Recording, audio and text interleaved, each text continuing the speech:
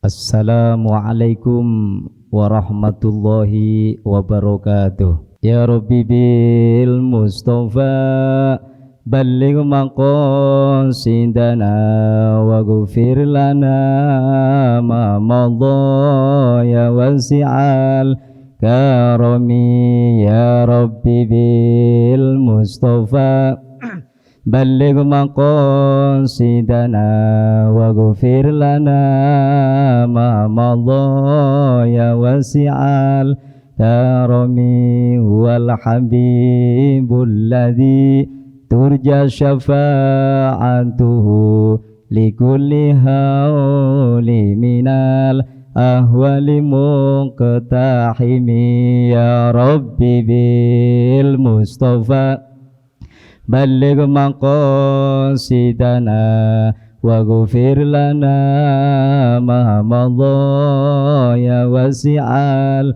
karami maulaya sholli wa sallim daiman abada alal habibika khairil khalqi kullihim ya Rabbi bil Mustafa balligh maqasidana wa ghfir lana ma madha ya wasi'al karami. Allahumma salli wa sallim wa barik alaih. Bismillah, alhamdulillah, wassalatu wassalamu ala rasulillah wa ala alihi wa ashabihi wa mawalah, la haula wa la quwata illa billah, amma ba'du. Hadratul mukarramin wal muhtaramin, para jamaah sekalian, bapak dan ibu, jamaah Masjid Murtadho yang tercinta, yang insyaallah dirahmati Allah subhanahu wa ta'ala, wabil khusus kepengurusan DKM kita yang insyaallah semuanya dimuliakan oleh Allah subhanahu wa ta'ala. Bapak Ibu, pagi ini kita akan melanjutkan kajian fikih. Kalau kemarin kita sudah mengkaji tentang macam-macam daripada air dan juga klasifikasinya tentang hukum air itu sendiri, air yang bisa digunakan untuk bersuci, air yang tidak bisa digunakan untuk bersuci juga. Dan sebenarnya saya sudah membuat PowerPoint ya Bapak Ibu, tapi nggak tahu kok nggak bisa dibuka katanya. Untung saya membawa kitabnya juga ini, kitab Fathul Qorib. Insya Allah untuk pagi ini kita akan membahas bersama-sama tentang bentuk-bentuk najis serta cara menghilangkannya. Namun terlebih dahulu marilah kita hadiah Fatihah kepada pengarang kitab Fathul Qorib ini. Semoga ilmu yang kita akan bahas bersama-sama, terutama kita diberikan kefahaman sebagaimana pemahaman para ulama. Yang kedua, semoga ilmu yang kita kaji, ilmu yang kita bahas bersama ini senantiasa menjadi ilmu yang bermanfaat dan juga bisa diamalkan. Amin ya rabbal alamin. Liridhoillah wa li syafaati rasulillah wa ila hadratin nabiyil mustafa Muhammadin sallallahu alaihi wasallam wa ala alihi wa ashabihi wa azwajihi wa dzurriyyati ajmain, wa khususan ila hadrati musannifi hadzal kitab asy-syekh al-alim al-allamah Ibnul Husain Ibni Ahmad al-Asfihani Abu Syuja'in nafanallahu bi ulumihi wa bi karamatihi fid daroni amin. Syai'ulillahi lahum al-Fatihah. A'udzu billahi minasyaitonir rajim. Bismillahirrahmanirrahim. Alhamdulillahi rabbil alamin. Arrahmanir rahim. Maliki yaumiddin. Iyyaka na'budu wa iyyaka nasta'inu ihdinas siratal mustaqim. Shiratal ladzina an'amta 'alaihim ghairil maghdubi 'alaihim waladdallin. Amin.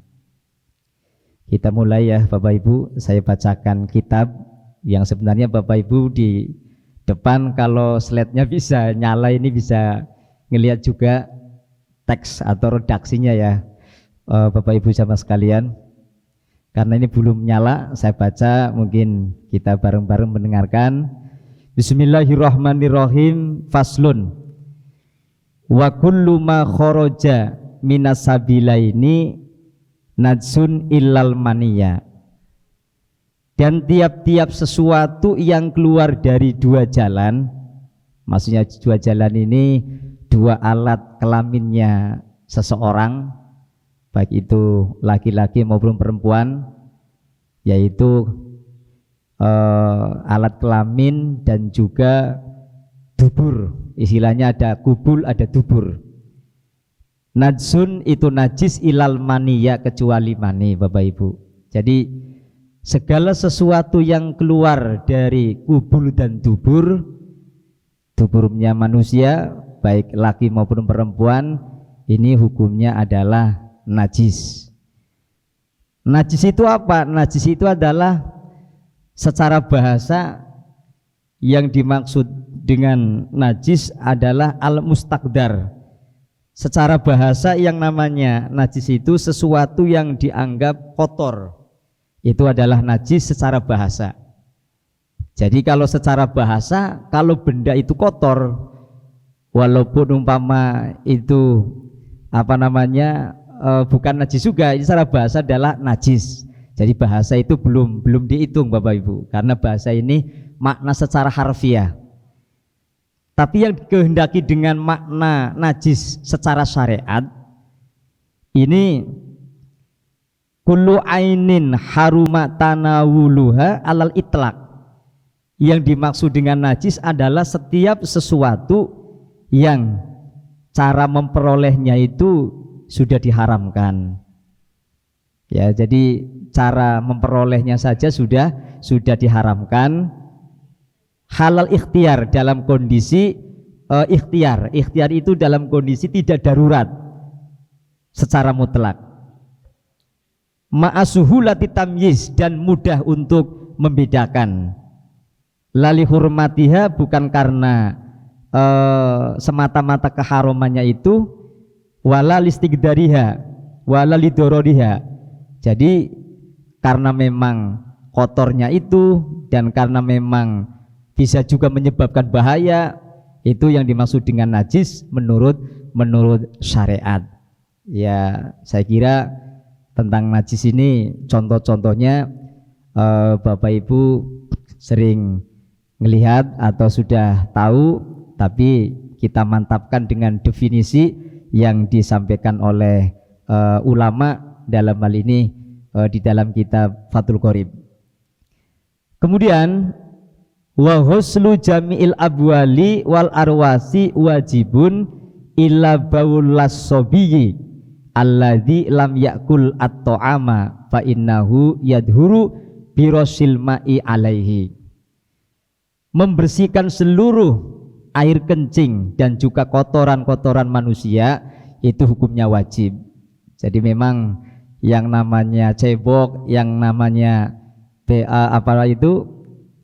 cebok baik dari air kecil maupun air besar ya Bapak Ibu, itu dalam fikih, dalam agama itu memang hukumnya wajib. Jadi membersihkan secara keseluruhan sampai kepada 3 hal ini hilang. Yang pertama adalah baunya enggak ada, warnanya juga tidak ada bekasnya, apalagi rasanya gitu ya kan. Mungkin kalau mencicipi rasa najis mah bagi kita kayaknya susah ya Bapak Ibu. Kalau sudah warna sama bau hilang, pasti rasanya itu enggak ada. Nah, tetapi khusus bagi air kencingnya anak laki-laki yang berusia di bawah 2 tahun Bapak Ibu, ini cara membersihkannya adalah birosil ma'i alaihi, cukup dengan mengguyurkan air ya sampai bekas-bekas daripada air kencingnya anak yang berusia di bawah 2 tahun itu enggak ada. Jadi ini yang dimaksud dengan najis mukhafafah. Jadi najis ada 3 kelompok. Ada mukhafafah, ada mutawasito, ada muholado. Jadi kalau najis mukhafafah ini najis tertentu Bapak Ibu, jadi hanya kencingnya anak bayi di bawah umur 2 tahun dan belum mengkonsumsi apa-apa kecuali ASI, air susu ibu. Bahkan di dalam kitab diterangkan untuk anak perempuan itu enggak termasuk. Jadi hanya tertentu anak laki-laki yang umurnya di bawah 2 tahun. Itu kategori najis mukhafafah, najis yang ringan. Jadi disebut dengan mukhafafah. Mukhafafah itu kan maknanya diringankan, dimudahkan ketika cara menghilangkan najisnya. Nah itu cukup mengalirkan air sampai dengan air kencingnya anak kecil tersebut nggak ada. Tapi kalau najis yang kedua, keterangannya berikut ini.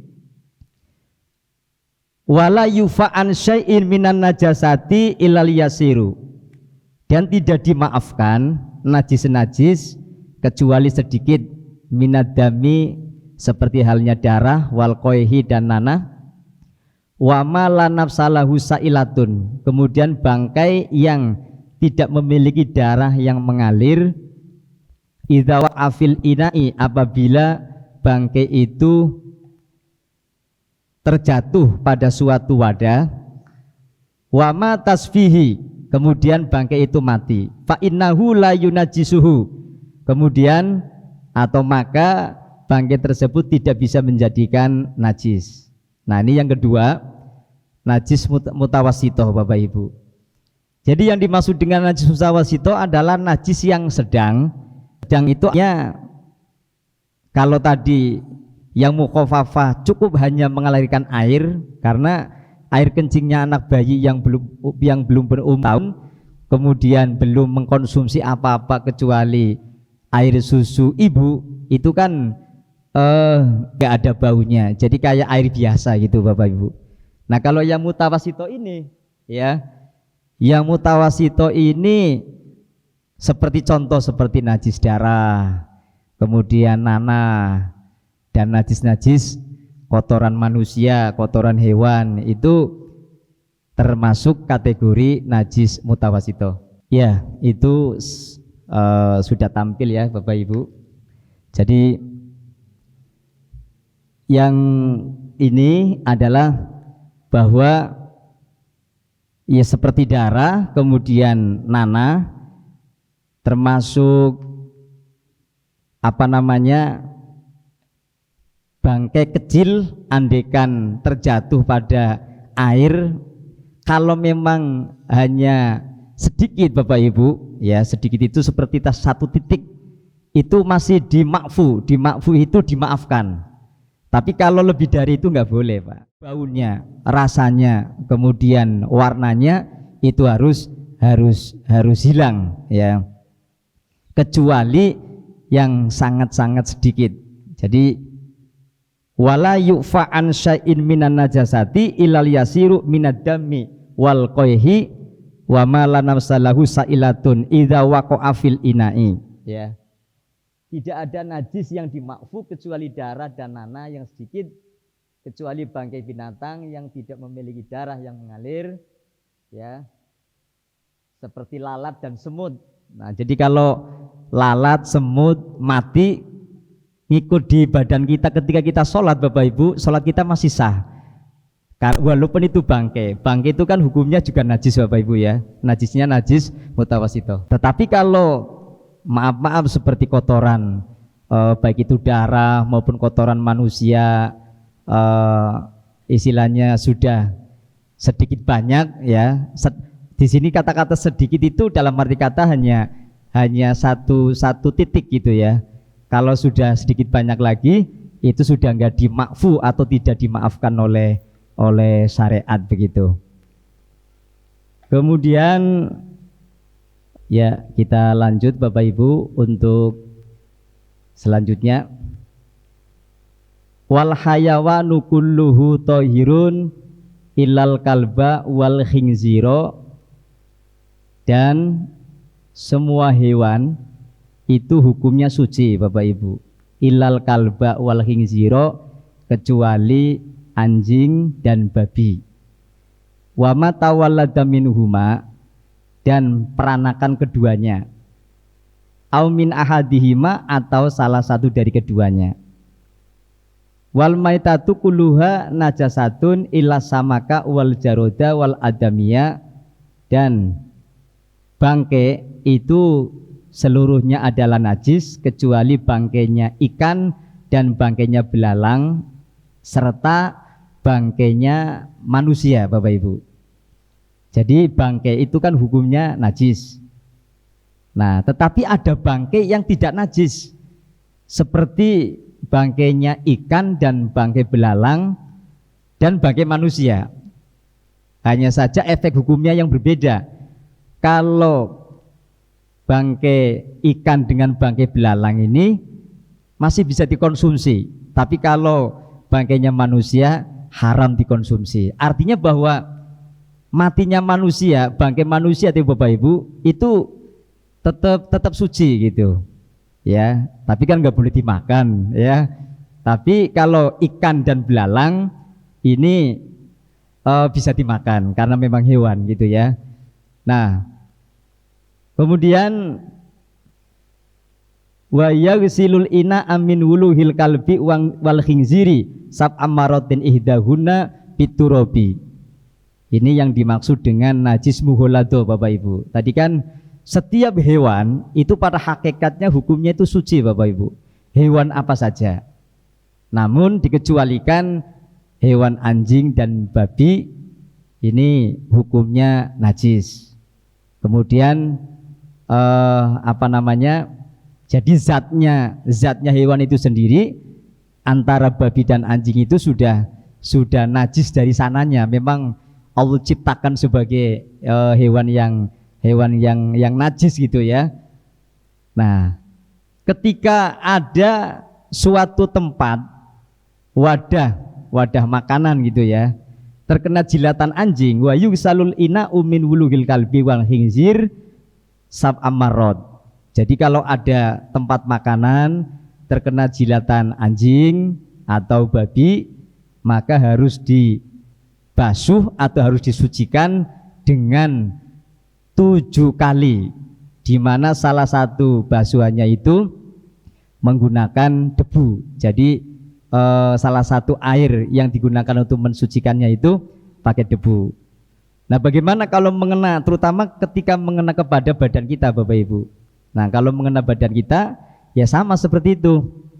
Umpama kita lagi duduk, tiba-tiba kaki kita ini dijilatin sama anjing.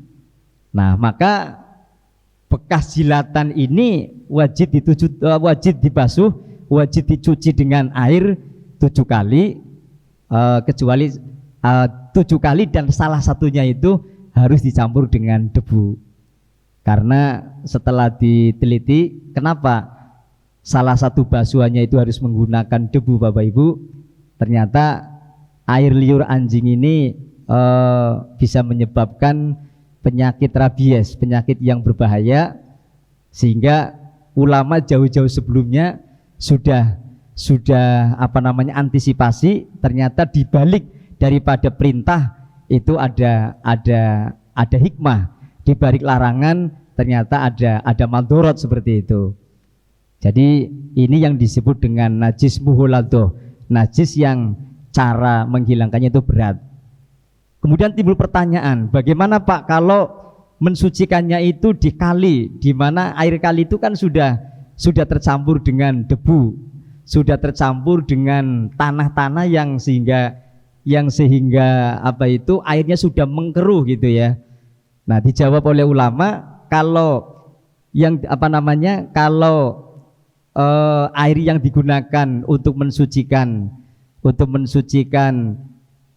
kulit kita yang terkena jilatan anjing itu menggunakan air kali, Bapak Ibu, cukup digerak-gerakan 7 kali. Itu sudah cukup gitu. Karena airnya itu sudah mencampur langsung dengan lumpur atau dengan tanah. Dari sini mungkin ada pertanyaan Bapak Ibu, nanti kita bisa lanjut pada materi berikutnya. Ya, Mbak Din. Oh, baik, masih lanjut ya. Baik, jadi kesimpulannya Bapak Ibu untuk keterangan tadi bahwa macam-macam najis itu ada 3 ya, najis mukhaffafah, najis yang ringan cara menghilangkannya, kemudian ada najis mutawasito, najis yang pertengahan dalam arti kata ringan tidak, berat juga enggak, seperti najisnya darah, kemudian najisnya kotoran manusia, najis nanah, termasuk najis-najis daripada bangkai. Keterangan berikutnya, wa yusalu min sairin najasati marrotan wahidatan ta'ti alaihi wasalasu afdolu. Untuk najis-najis yang lain maka cukup dibasuh 1 kali yang dialirkan pada najis tersebut. Namun 3 kali ketika membasuh najis tersebut lebih utama. Dalam sebagian redaksi menggunakan bahasa as-salasah dengan menggunakan takhiriha. Jadi kalau najis mutawasito itu Bapak Ibu, sebenarnya kalau ketika menghilangkannya sekali basuhan saja itu sudah hilang najisnya ya, umpama tangan kita terkena darah, sekali dibasuh itu najisnya hilang, bekasnya nggak ada, baunya nggak ada, itu sudah cukup. Tetapi kalau 3 kali lebih afdol atau lebih utama, seperti itu. Idza takhallalat al-khamru bi nafsiha, menyambung dengan keterangan berikutnya. Idza takhallalat al-khamru bi nafsiha tahurat wa in takhallalat bi tarhi syai'in fiha lam tadhur. Sekarang ada benda Bapak Ibu yang tadinya itu hukumnya itu najis, bahkan haram dikonsumsi, yaitu khomer ya. Ketika khomer telah terjadi cuka dengan sendirinya, maka hukumnya suci apabila berubah dengan sendirinya. Tetapi jika khomer berubah menjadi cuka dengan bukan karena dengan sendirinya ya, bahkan menjadi cuka dengan memasukkan suatu ke dalamnya, maka khomer tersebut tidak suci. Jadi khomer Bapak Ibu, khomer itu minuman keras gitu ya. Minuman keras selain daripada najis zatnya, tetapi haram juga mengkonsumsinya. Nah ketika dengan sendirinya itu khomer dibiarin tapi berubah sendiri Bapak Ibu ya, berubah menjadi cuka gitu. Cuka kan kecut gitu ya. Nah tanpa disentuh apa-apa atau tanpa dikasih batu atau tanpa dikasih benda apapun, tapi berubah sendiri Bapak Ibu, itu hukumnya suci. Jadi bisa berubah menjadi suci gitu.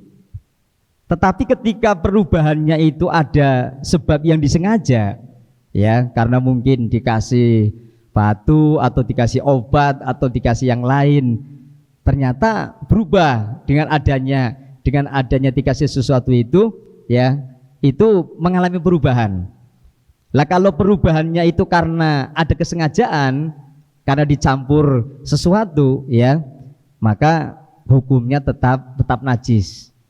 Karena kan logikanya bahwa benda itu ketika dimasukkan ke cairan khomer itu kemudian tiba-tiba berubah, maka ada zat yang menempel pada benda itu yang masih bercampur dengan khomer ya, berarti masih membawa bekas.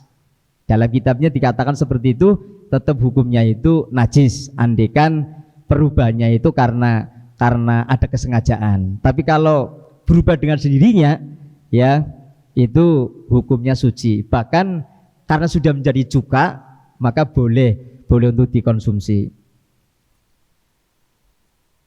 Kemudian selanjutnya adalah keterangan-keterangan yang berkaitan dengan menghilangkan najis ya Bapak Ibu. Di sini dikatakan lauzalat an najasatu bil isti'anah bis sobun wa baqiya rihus sobun tahuro qala lahu al-Batlawiyu wa qala la tadhuru hatta tasu al-husala. Sebuah masalah apabila ada najis bantu dengan sabun begitu. Contohnya ya mungkin pakaian kita terkena najis. Najis itu sulit untuk dihilangkan gitu. Terutama mungkin baunya. Bau, warna ya. Nah, ini bagaimana kalau dibantu dengan sabun gitu? Ternyata ada dua pendapat ya. Yang pertama ada yang mengatakan kalau memang dengan sabun kemudian najis itu hilang ya dari segi baunya maupun warnanya, maka sudah dikatakan suci. Tapi kalau pendapat ulama yang satunya, Imam Romli mengatakan ya kalau memang adanya bau itu belum hilang total karena masih tercampur dengan buihnya sabun itu belum suci sampai betul-betul busanya itu menjadi jernih ya, itu baru dihukumi suci benda tersebut ketika terkena najis. Ini permasalahan yang pertama. Kemudian untuk permasalahan yang kedua adalah darah nyamuk terkena badan yang bersih ya. Dalam kitab I'anatul Thalibin dikatakan waqtulifa fima law labisa sauban fihi damu barohis wa badanatun wa badanuhu radbun faqala al-mutawali yajuzu wa qala Syekh Abu Ali la yajuzu. Masih diperdebatkan antara ulama dalam satu kasus ketika seseorang yang memakai pakaian yang terkena darah nyamuk sementara badannya masih basah. Menurut pendapat para al-mutawali hukumnya boleh, sementara menurut pendapat Abu Ali tidak boleh. Saya ulangi lagi, masih diperdebatkan antara ulama dalam satu kasus ketika seseorang yang memakai pakaian yang terkena darah nyamuk sementara badannya masih basah. Menurut pendapat para imam mutawali ya, hukumnya boleh, sementara menurut pendapat Abu Ali tidak boleh. Tadi kan di awal di dalam kitab Fathul Qorib diterangkan bahwa kalau badan kita ini terkena darah nyamuk kan sedikit ya Bapak Ibu, cuman satu tetes pun, tapi tetesan kecil gitu. Itu di dalam kitab Fathul Qorib kan memaafkan bahwa boleh-boleh saja atau sah-sah saja sholatnya ketika badan seseorang itu terkena darah nyamuk. Tetapi itu kan kalau badannya kering Bapak Ibu. Sekarang bagaimana kalau badannya itu basah gitu? Badan kita basah terus terkena darah nyamuk gitu. Nah, ini tadi keterangannya saya katakan masih diperdebatkan antara ulama dalam satu kasus ketika seseorang yang memakai pakaian yang terkena darah nyamuk sementara badannya masih basah ya. Menurut pendapat Al-Mutawali hukumnya boleh. Jadi ada yang membolehkan. Artinya membolehkan itu ya tetap dimakfu. Jadi andaikan dia sholatnya sah-sah saja walaupun dia badannya itu dalam kondisi basah dan terkena sedikit darahnya nyamuk itu. Tapi menurut ulama yang lain, dalam hal ini adalah Abu Ali, itu tidak boleh. Jadi itu karena badannya basah Bapak Ibu. Tapi kalau badannya kering, itu tadi jelas-jelas hukumnya itu dimakfu atau dimaafkan. Kata-kata dimaafkan, hakikatnya darah itu kan najis Bapak Ibu. Cuman karena jumlahnya sedikit, maka syariat ini memberikan rukhsah, memberikan dispensasi seperti itu ya. Kemudian untuk problem-problem yang lainnya saya catat di sini adalah tentang ilernya orang yang tidur Bu, Bapak Ibu. Orang kan biasa kalau tidur, apalagi tidurnya tengkurap, itu kan mulutnya itu mengeluarkan air liur gitu ya. Air liur atau bahasa lainnya adalah iler begitu ya. Nah, di sini dikatakan wal ma'ul kharijum min famin naim tohirun illa in ulima annahu minal ma'iddah ka'an kharaja muntanian bisufratin fahuwa najsun lakin yu'fa anhu fi haqqi manibtulia bihi. Air liur yang keluar dari mulut orang yang tidur hukumnya adalah suci. Pertama gitu Bapak Ibu ya. Nih, air liur yang keluar dari mulut orang yang tidur hukumnya adalah suci.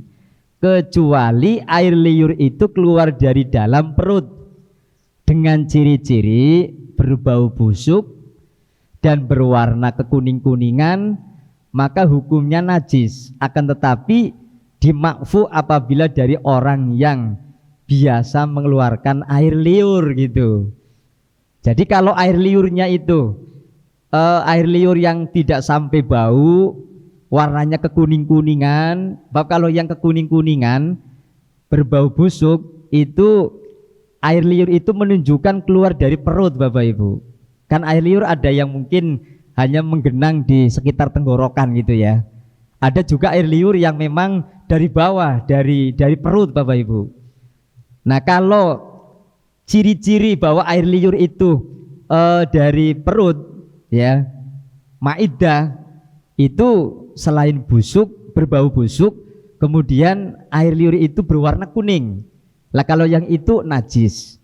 Itu pun kalau dikeluarkan oleh orang yang biasa mengeluarkan air liur, ulama ada yang memakfukan atau yang memaafkan, dalam arti kata hukumnya tidak najis. Tapi kalau orang yang nggak biasa-biasa mengeluarkan air liur, tiba-tiba dia mengeluarkan air liur ya dalam kondisi tidur Bapak Ibu, nah itu air liurnya selain berbau busuk berwarna kuning. Nah itu air liur yang seperti itu hukumnya najis. Tapi kalau air liur yang tidak berwarna kuning, tidak berbau busuk, itu hukumnya tidak najis. Seperti air ludah yang kita keluarkan tiap hari, kan ludah itu hukumnya nggak najis Bapak Ibu ya. Kemudian untuk kasus berikutnya saya catat di sini tentang hukum darah jerawat sama dengan darah nyamuk. Di dalam kitab Raudhatut Thalibin dikatakan ardur burrobi damul buruhus wa qayhuha wa sadiduha kadamil barohis fayu'fa an qalilihi qot'an wa an kathirihi alal asoh. Darah jerawat, orang kan kadang ada mukanya itu ada jerawatnya Bapak Ibu ya. Darah jerawat, nanah dan nanah yang bercampur dengan darah itu hukumnya adalah sama dengan darah nyamuk. Hukumnya dimakfu atau dimaafkan. Baik darah itu sedikit atau banyak sesuai dengan pendapat kaul asoh. Jadi menurut kaul asoh, kaul yang kuat, jadi darah jerawat itu kan sedikit Bapak Ibu ya, yang ada di muka seseorang gitu. Biasanya kadang diambil kemudian sedikit keluar darahnya. Nah itu hukumnya sama seperti darahnya nyamuk. Jadi di sini hukumnya itu adalah dimakfu. Dimakfu itu dimaafkan. Jadi andaikan darah itu keluar, kemudian kita nggak langsung cuci muka, maka ya kondisi kita tetap suci. Dan andaikan kondisi sholat pun, walaupun mengeluarkan sedikit darah ya, darah jerawat itu ya, itu hukumnya nggak apa-apa. Artinya nggak sampai najis kemudian sampai sholatnya itu batal ya, itu nggak sampai, karena hukumnya disamakan seperti darahnya nyamuk seperti itu. Kemudian yang berikutnya, tindakan orang yang melihat najis di baju temannya. Bagaimana kalau kita melihat teman kita ini bajunya itu ada najisnya. La ra'aina fi thawbi syaksin najasatan la ya'lamuha wajaba alaina i'lamuhu. Andaikan kita mengetahui najis mengenai pakaian orang lain sementara ia tidak mengetahui najis tersebut, wajib bagi kita untuk memberitahunya. Jadi kalau kita apalagi dalam kondisi sholat ya Bapak Ibu ya. Kalau teman kita bajunya, badannya ada najisnya, dia nggak tahu bahwa dia itu ada najisnya. Maka kita sebagai orang yang tahu wajib ngasih tahu sama dia. Jangan sampai membiarkan. Lebih-lebih dalam kondisi sholat. Orang lagi sholat, terus dia itu membawa najis. Dia sendiri nggak tahu, nggak sadar Bapak Ibu bahwa dia itu membawa najis gitu. Maka kita wajib ngasih tahu. Nah kalau sudah tahu, orang yang tadi sholatnya umpama udah selesai, umpama di bagian belakang Bapak Ibu, bagian belakang bajunya itu ada najisnya, najis yang kelihatan gitu ya, kita kasih tahu. Nah orang yang tadi sudah sholat membawa najis, walaupun dia memang nggak tahu bahwa dia itu membawa najis, kalau sudah dikasih tahu sama temennya, maka dia wajib i'adah, wajib mengulang sholatnya Bapak Ibu, karena hukumnya itu tidak sah kecuali sama sekali dia membawa najis tapi nggak ada yang ngasih tahu gitu Bapak Ibu. Maka sampai kapanpun dia juga dimaafkan karena kan nggak tahu ya. Allah mengatakan la yukallifullahu nafsan illa wus'aha, tidak akan memaksa kehendak seseorang ya, orang yang tidak mampu, dalam arti kan dia memang tidak sadar ya, tidak memiliki kemampuan untuk mengetahui bahwa dia itu membawa najis seperti itu ya. Nah itu sikap kita ketika melihat sikap kita ketika kita ini melihat daripada teman kita yang membawa najis. Yang terakhir tambahan kasus di sini, cara yang salah dalam mengelola ikan kering. Kullu samakin, dalam kitab Hasyal Bujaremi Alal Khotib mengatakan, kullu samakin muliha walam yukhraj ma fi jawfihi fahuwa najisun. Setiap ikan yang ditaburi garam namun kotoran yang berada dalam perutnya belum dibuang, hukumnya adalah najis. Ibu-ibu yang biasanya goreng ikan ya Bu, jadi biasanya kan memang yang namanya goreng ikan ini kotoran-kotoran di dalam ini wajib dibuang gitu. Kalau langsung dimasak atau langsung dikasih garam aja langsung digoreng, ya ini di dalamnya masih ada najisnya yang harus dibuang gitu. Ini kalau melihat materinya juga sudah habis, kita lanjutkan lagi dengan diskusi seputar najis, kemudian mungkin hal-hal problem-problem yang berhubungan dengan najis, menghilangkan najis, hubungannya dengan sholat ya, walaupun nanti bab sholat itu ada sendiri kajiannya Bapak Ibu, cuman saat ini kita fokusnya adalah mengkaji tentang najis yang memang kelihatannya remeh, kelihatannya juga kita sudah paham semua, tapi kadang-kadang ilmu semakin kita kaji, di samping mengingatkan kita bersama, ternyata ada saja kadang-kadang kita yang mungkin belum tahu atau mungkin masih bingung atau mungkin masih ragu-ragu dan sebagainya. Ya Pak Ustadz, dari saya cukup sekian dulu, waktunya saya kembalikan kepada moderator. Baik, ada sesi pertanyaan, tanya jawab bagi jamaah yang belum memahami tentang fikih. Ya, fikih itu simpel yang tadi dibisakan oleh Pak Kiai. Kalau kita sholat maka ada najis di badan kita, maka tidak sah sholat kita. Baik, ini persilakan kepada Bapak Ibu untuk bertanya tentang seputar najis. Ada pertanyaan? Ini ada sebuah pedagang. Iya. Di gerobaknya terdapat saus, cuka, sama kecap. Ditempatkan pada suatu wadah yang bekas minuman keras. Kayak gitu. Kita sebelumnya belum tahu itu wadahnya udah disucikan atau belum. Dan kita tahu minuman keras itu haram dan najis. Sebaiknya kita boleh makan di situ atau mengurungkan niat untuk ke tempat lain yang menurut kita lebih aman untuk dimakan gitu. Iya. Terima kasih. Kalau sekedar masih ragu-ragu Mbak, jadi kalau kita betul-betul mata kepala kita tidak tahu bahwa sesuatu atau benda yang kita peroleh itu tidak tercampur di situ, itu selagi kita enggak kan untuk meyakinkan ini mata kita benar-benar ngerti atau ngelihat gitu bahwa bendanya itu nempel apa enggak ya gitu.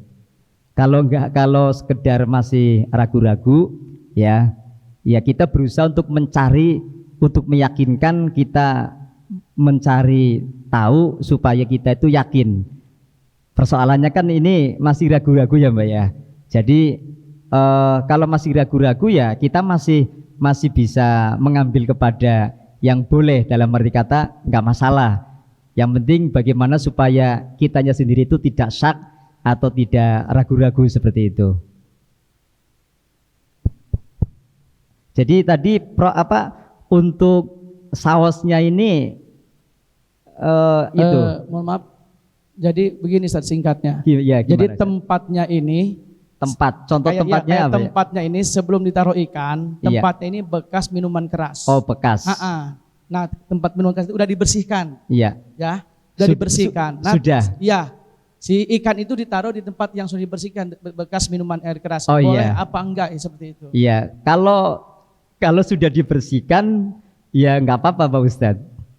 Ya, kalau sudah dibersihkan itu nggak apa-apa. Tadi saya kira masih ragu-ragu begitu. Gitu ya Mbak ya? Silakan Mbak Ji. Sampai ini, Assalamualaikum warahmatullahi wabarakatuh. Waalaikumsalam warahmatullahi wabarakatuh. Tadi dikatakan Pak Kiai najis mukhafafah. Najisnya seorang anak laki-laki yang kurang dari 2 tahun yang hanya minum air ASI. Betul Pak Ji. Tapi problemnya itu sekarang anak 1,5 tahun sudah makan macam-macam Kiai. Iya Pak Ji. Itu termasuk najis menghilangkannya mana? Iya. Gitu. Terima kasih, syukron jazilan. Terima kasih Pak Haji. Jadi karena sudah tidak memenuhi syarat lagi Pak Haji. Jadi walaupun anak laki-laki belum umur 2 tahun dan nyatanya dia sudah mengkonsumsi selain ASI, maka air kencingnya dihukumi najis mutawasito Pak Haji. Mutawasito. Cara menghilangkannya ya seperti kita menghilangkan najis darah, najis nanah, najis kotoran manusia. Jadi semuanya dibersihkan pakai air sampai baunya, rasanya maupun yang sifat-sifat yang lainnya hilang. Gitu ya Pak Ji ya. Jadi hukumnya mutawasito karena kadang kan sudah makan-makan yang lain, pisang dan sebagainya begitu ya. Iya. Ya.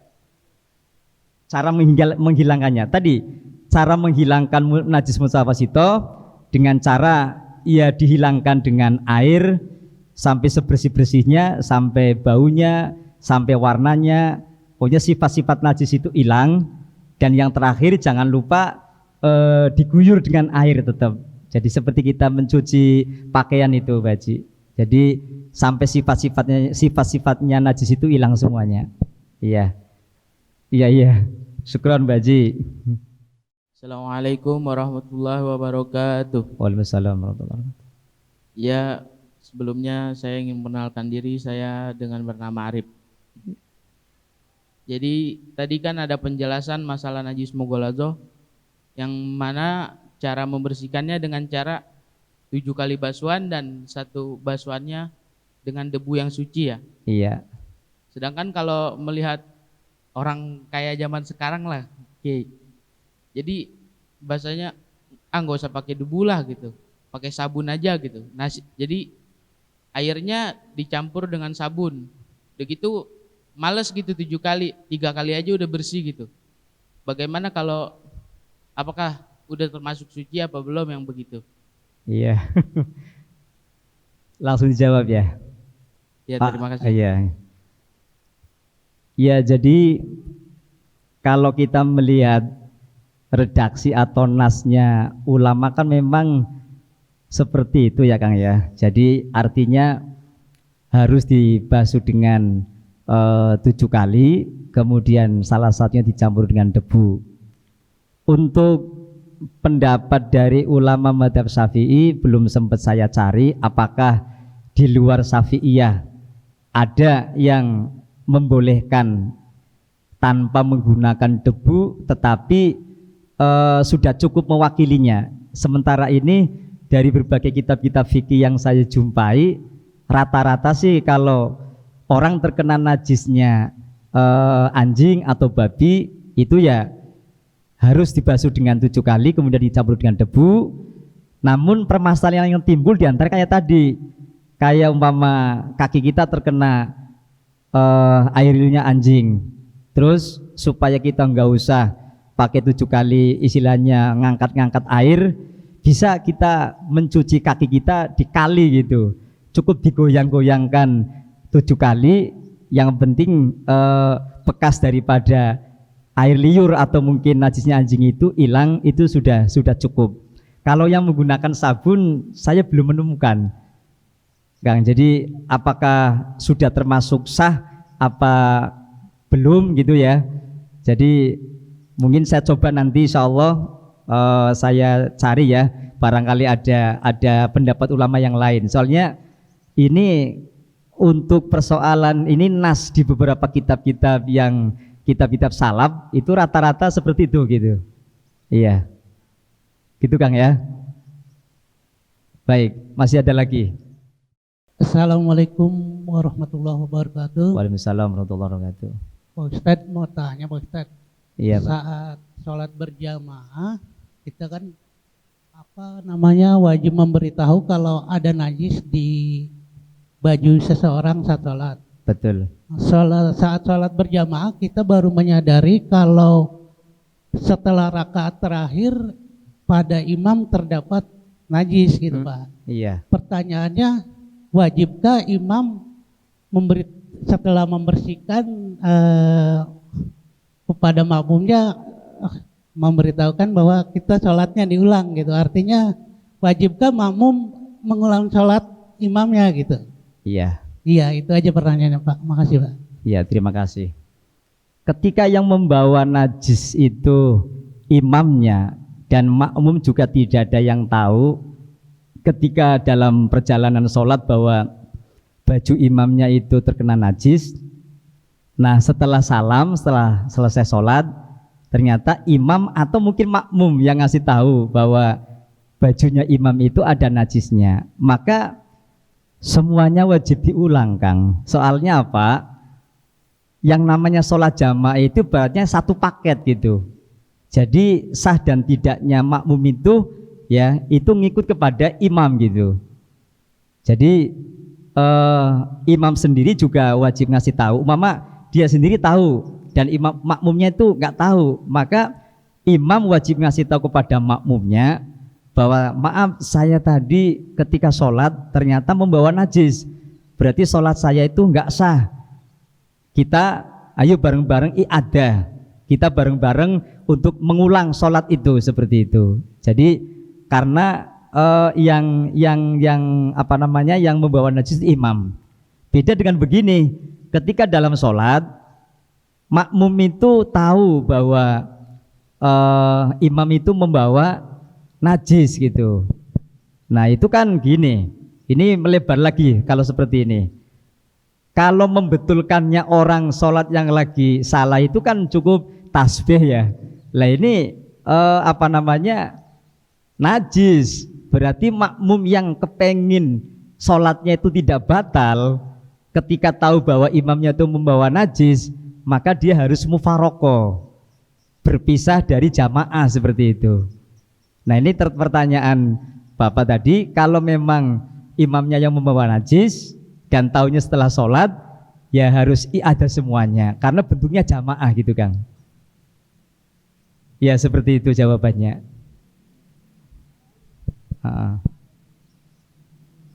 Ya masih ada lagi Bapak Ibu? Ya. Assalamualaikum warahmatullahi wabarakatuh. Waalaikumsalam warahmatullahi wabarakatuh. Saya mau tanya ini Ustaz, kalau hukumnya maji kan beda sama mandi tuh. Apa itu mandi? Maji. Oh mazi, iya. Iya, yang keluar dari kemaluan sebab syahwat gitu. Iya, mazi. Iya. Terus cara membersihkannya apa, kita harus mandi atau dibersihin aja? Gitu. Iya. Ya, makasih. Jadi cairan yang keluar dari alat kelamin seseorang, baik laki maupun perempuan Bapak Ibu, itu kan ada beberapa macam. Ada yang disebut dengan mani, ada yang disebut dengan madhi, ada yang disebut dengan wadhi. Kalau mani itu hukumnya suci, karena mani ini hakikatnya itu dari sari-sari makanan yang tiap hari kita konsumsi, itu akan menyatu menjadi mani. Ya bahan kita semuanya, mohon maaf Bapak Ibu ya. Jadi kalau mani hukumnya suci. Tapi kalau madhi dengan wadhi itu hukumnya najis seperti air kencing. Seperti air kencing. Nah, bagaimana cara membedakannya antara air mani dengan air wadhi dan madhi? Kalau air mani, mohon maaf dalam kitab juga diterangkan, keluarnya itu memang dibarengi dengan rasa senang, rasa syahwat gitu. Maaf kadang-kadang orang laki-laki yang masih bujangan umpamanya mimpi malam, mimpi basah gitu ya, itu air mani dan warnanya putih kental berbau amis. Tapi kalau wadhi dengan madhi itu keluarnya bukan karena syahwat, bukan karena hawa nafsu, kadang karena kecapean atau mungkin sedikit ada organ tubuh yang kurang sehat, itu keluarlah madhi gitu. Jadi kadang-kadang pas lagi sholat aja, maaf, kok tiba-tiba kayak di ujung penis kita itu ada yang keluar gitu. Nah itu namanya wadhi atau madhi. Jadi diantaranya itu keluarnya karena kecapean atau mungkin ada organ tubuh kita yang kurang sehat, maka sesekali kadang-kadang keluar yang namanya wadhi atau madhi seperti itu. Dan bentuknya itu enggak seperti mani. Kalau mani itu kan kental putih, tapi kalau madhi atau wadhi itu sedikit lengket tapi mirip kayak kencing seperti itu ya, mirip seperti kencing, dan itu hukumnya najis. Jadi kalau yang keluar madhi wajibnya cebok saja, tapi kalau yang keluar mani wajibnya kan wajib mandi jinabat, mandi besar gitu. Begitu Bang ya. Iya, kalau yang namanya madhi itu keluar karena adanya syahwat. Tapi kalau madhi atau wadhi itu bukan karena ada syahwat di dalam proses keluarnya seperti itu. Ya seperti tadi bisa karena lagi pas jalan-jalan kecapean, begitu duduk keluar gitu. Nah itu cukup cebok saja karena itu kan najis. Ibarat kata seperti kita mengeluarkan air kencing seperti itu. Baik Bapak Ibu jamaah sekalian yang dirahmati Allah Subhanahu wa taala. Alhamdulillah pagi ini kita sudah mengkaji tentang bab tentang najis dan juga cara menghilangkannya.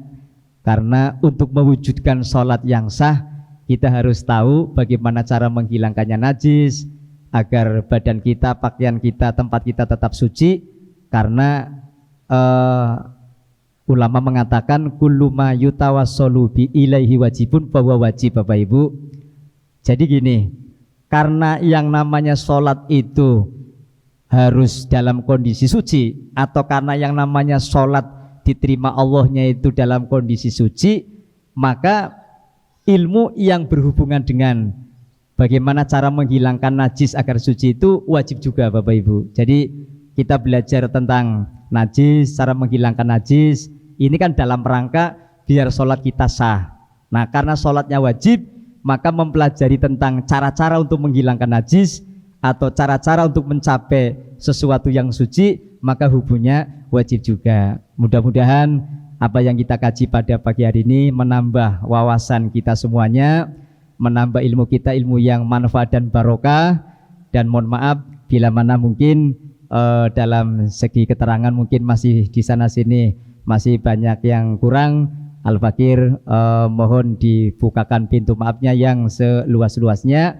Dan marilah kita tutup dengan doa, mudah-mudahan di pagi hari ini senantiasa kita semua diberikan keberkahan oleh Allah Subhanahu wa taala. Amin amin ya rabbal alamin. Al-Fatihah. A'udzu billahi minasyaitonir rajim. Bismillahirrahmanirrahim. Alhamdulillahi rabbil alamin. Ar-Rahmanir Rahim. Maliki yaumiddin. Iyyaka na'budu wa iyyaka nasta'in ihdinas siratal mustaqim siratal ladzina an'amta 'alaihim ghairil maghdubi 'alaihim waladdallin. Bismillahirrahmanirrahim. Alhamdulillahirabbil alamin. Hamdan syakirin, hamdan naimin, hamdan yuafi ni'amahu wa yukafi'u mazidah. Ya Rabbana lakal hamdu wa lakal syukru kama yanbaghi li jalali wajhikal karimi wa 'azimi sultanik. Allahumma salli wa sallim ala sayyidina Muhammad wa ala ali sayyidina Muhammad. Wa'fu anna ya karim, wa'fu anna ya rahim. Irhamna bi rahmatikal wasi'ah. Allahumma bihaqqil Fatihah wa bisiril Fatihah wa bi karamatil Fatihah wa bi mu'jizatil Fatihah. Allahumma barik lana fi ta'limina wa barik lana li ulumina wa barik lana li umrina wa barik lana li arzaqina wa barik lana li jamaiyatina bi rahmatika ya arhamar rahimin. Da'wahum fiha subhanakallahumma wa tahiyyatuhum fiha salam wa akhiru da'wahum anil hamdulillahi rabbil alamin. Wallahul muwaffiq ila aqwamit thoriq. Wassalamualaikum warahmatullahi wabarakatuh.